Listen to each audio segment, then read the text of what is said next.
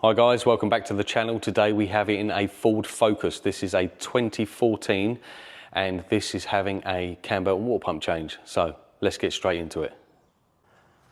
So first things you want to do is remove the under tray from the vehicle, and then you want to remove the inner wheel arch liner, which is a load of T30 Torx bolts and a couple of plastic clips that go in this side, just here and here. Once you have that removed, you can remove your auxiliary belt. So you have a tensioner just there, and if you put a 16mm spanner on the top, you can pull it to release the tension off the belt and then take your belt off. So you'll be left with this. This will have a cover over the front of it, so you just pull that little cover off and everything becomes exposed. So now, on to the next bit. So this is the 1.6 TDCI Duratorque engine, made between 2011 and 2015 in this model. So first things we want to do is gain access to the cam belt, which is underneath this cover here. So we want to just pull up the coolant bottle just so it's loose so we can get to the engine mount. We are going to support the engine with a trolley jack and a piece of wood underneath the sump so it can't fall down. And now we're going to take off this engine mount just here. So the top two bolts are 18mm.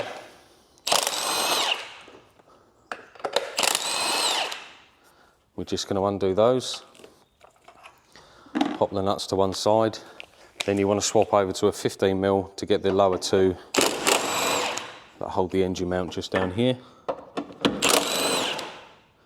Once these two bolts are undone and out of the way, you can just lift the engine mount off and out of the way just like that. Now we've got a lot of pipe work and plugs and wires in the way, so we need to just move those out the way so we can get proper access. So these two fuel lines you can just pop up out the way. There's a 30 Torx bolt holding this bracket on.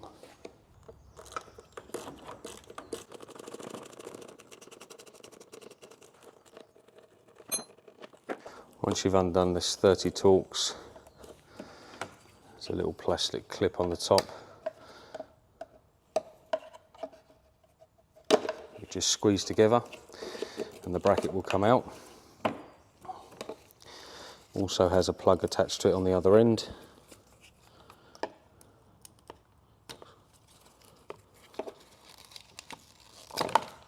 And just get your pick under the little tab to undo the plug. Just move it up and out of the way. We also have our plug for our throttle there. Then this extra wiring, we should be able to just lever. There's a couple of plastic clips holding it in.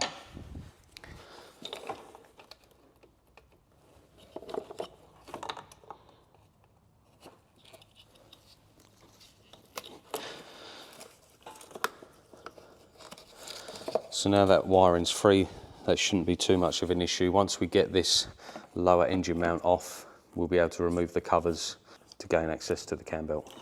So to remove this lower engine mount, you want a 16mm socket. What I think we'll do is, to gain a little bit more access so I can show you better, I'm just going to remove this coolant reservoir completely. So I'm just going to clamp off this lower hose. I'm just going to remove the lower pipe, and then for this one, you just push the two tabs together and just wiggle it out.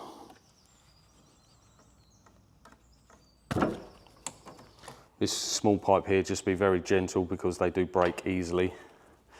But once it's out, you just fold it out of the way and remove the header tank completely away from the vehicle. So with the header tank completely removed, you do get a lot more visual access.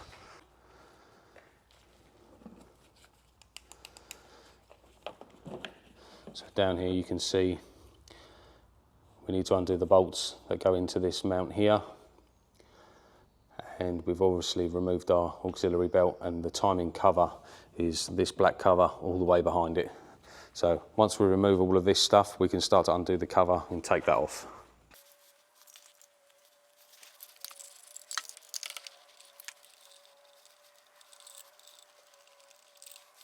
So once you've got your four bolts out, they're all the same length. Now that mount is loose, so now what we can do is start to undo the cover and it'll all come off together. So now we want to take off this cover. So we've got 7mm bolts all the way around.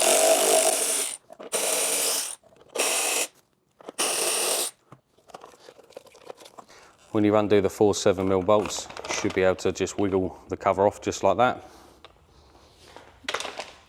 Set that aside, and now we can start to see our cam belt. Okay, so now we've undone all the 7mm bolts on the top cover and removed that. We've undone all of the 7mm bolts that we can see on the lower cover. So they are prepared and ready. So now what we can do is turn this over to get to top dead center. So if you can see just behind the cam there's a tiny little hole, and then there's a hole in the cam. We need those two to line up.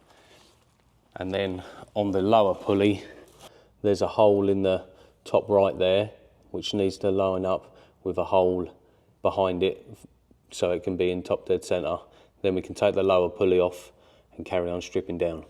So we take an 18mm socket on a long extension, and we're just going to turn the engine over. And as we're turning it over, we can see that hole coming back round, and we're just going to go real slow until it lines up. We can pop a timing pin in there to make sure it's in the correct position, and then we're just going to look down at the lower pulley. Once we've got them lined up by eye, we can get 2 locking pins. We can put a top pin in the hole, and that locks into the head behind it, so that can't go anywhere. Now we can remove our lower pulley. So now we've got it timed up. Our top locking pin goes through the cam wheel into the head, and then underneath you can see the very top there. I've just used the drill bit, but it's the right size to go through that little hole, and it slots into a cutout in the block, so that's fine. So we now know that's timed up. We can go ahead and remove this bottom cover completely along with that engine mount, so then we can take the cam belt off. So with a little wiggle, the lower engine mount comes off, because that does sit just behind this cover. And to get the cover to come past the tensioner, we can just release the tensioner back off, because I had it pinned off in its open position. Then the case comes out just like that. So now we have full access to the cam belt and the water pump. So down there you can see all of the pulleys. This is the cam belt tensioner, these are the idler pulleys, this is the water pump just down here. You can see where the drill bit goes through the bottom pulley into the block there. So now we know it's all good just to take apart and get this belt changed. So now the next step we need to do is to remove the tensioner. So we get a 13mm spanner. We're just going to crack that off. Then that will release the tension off the belt. So then we can remove the belt from all the pulleys. To get the belt off of the bottom pulley, you will have to take out the crankshaft position sensor, which is one 8mm bolt, and then just pulls off. So that's the old belt.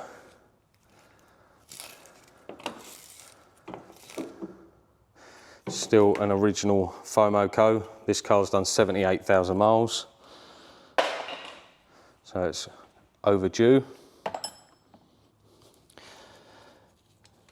Now we can remove the tensioner completely, just like that. Then we can remove this idler pulley next to the tensioner, because that's being replaced also in the kit. Just a 16mm nut on the front there. Then that comes off.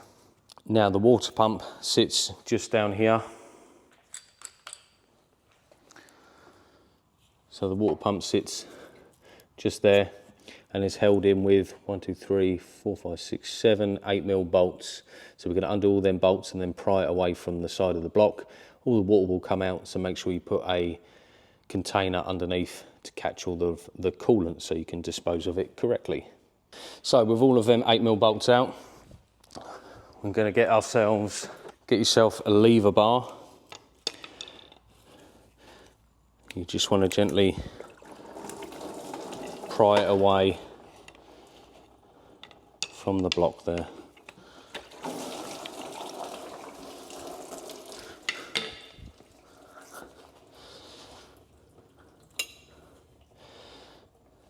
And that is one water pump removed. What I like to do at this point is just lower the engine down slightly so the coolant runs out a bit more, and then when you jack it back up you won't have coolant keep coming out whilst you're putting the new water pump in. Before we can go in with the new water pump, we need to clean up the face of this. I like to use a wire brush or a Stanley blade.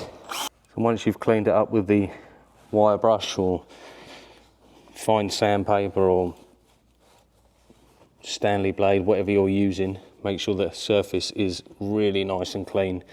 So we want to get a really good seal on the new water pump. Then dry it off with a piece of cloth. Once that's all clean, we can get our new water pump. So we've got our brand new water pump here. And what this gasket is designed to do is got two triangle lugs in it, which you can start the bolts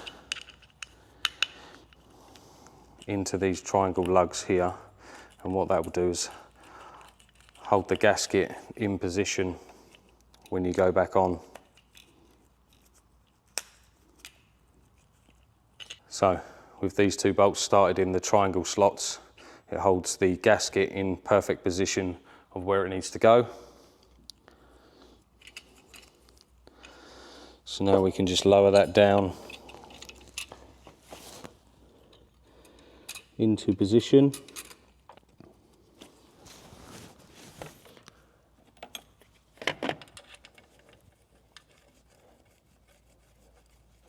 And we're just going to start all of our bolts by hand. Once they're all started by hand, then we can do them up with the socket.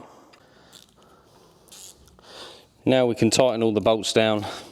I like to nip them all up, just so I know the gasket's on and it's evenly pulled down. Once they're all nipped up slightly, we're just going to get our torque wrench and torque them down to spec. So stage 1 is 5 Newton meters, and then stage 2 is 10 Newton meters.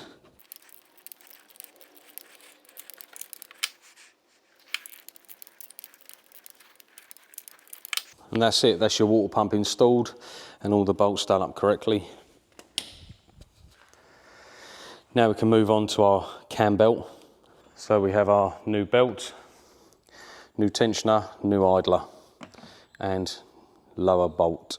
So the tensioner, this part of the tensioner sits over a little lug just to the left of where it bolts in. Make sure that is located correctly. And then just put this bolt in finger tight, so we don't want to tighten it up until we have the belt on. New idler pulley goes on. Once we have the tensioner and the idler put on, we can take our new belt and then we can feed it down behind the wiring and onto our lower pulley.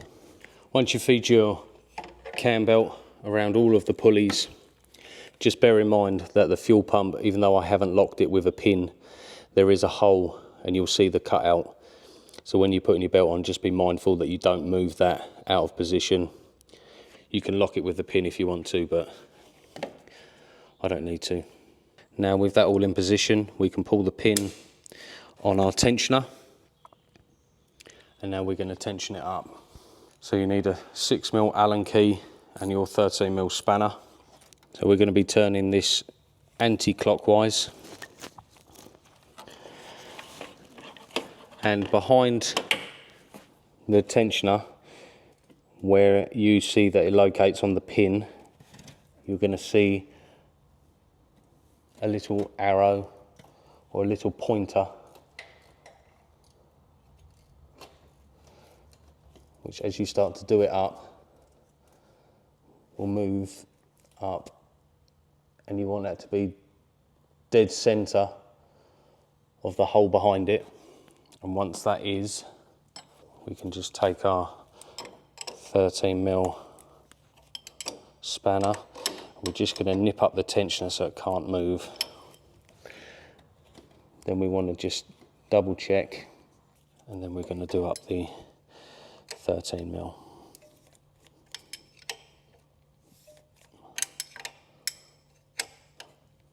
So now our tensioner's done up and our belt is on. What we can do now is pull our pins. As you can see, nothing's moved, nothing's under tension. We can just pull them straight out. Now we're going to turn the engine over twice just to make sure everything's okay. So as we're coming around on our second revolution of the crank, our timing marks will then start to come into position. We can just take our pin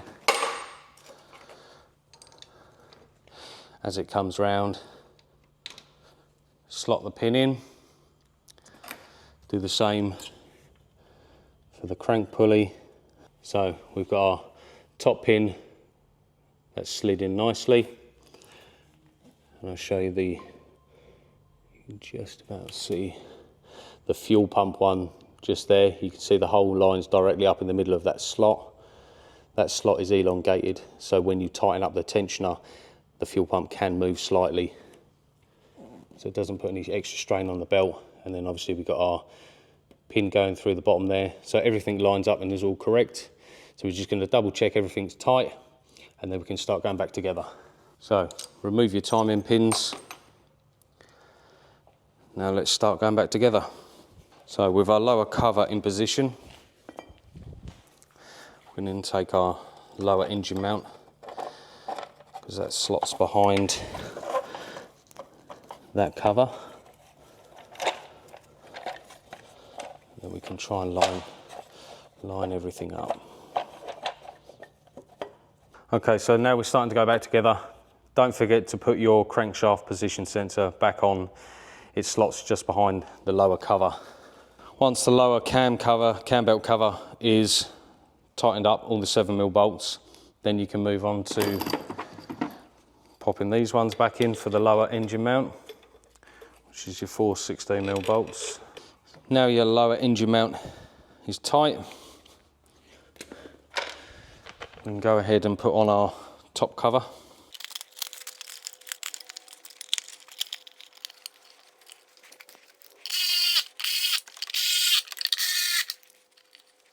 Now that's the top cover on.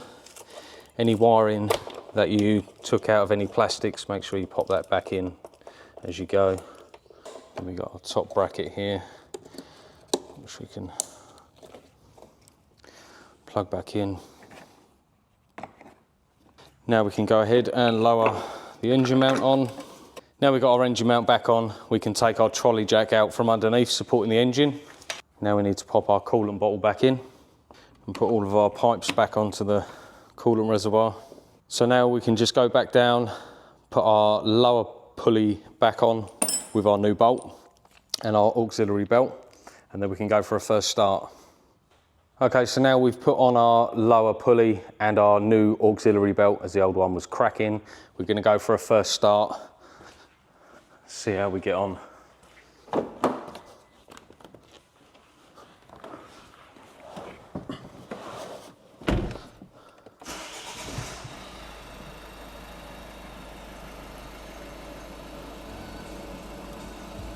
Okay, so there you have it. Starts, runs, absolutely lovely. So that's how you change your cam belt on a 1.6 TDCI Duratec Ford engine. If you like the video, hit that thumbs up, hit that subscribe button, and I'll see you in the next one.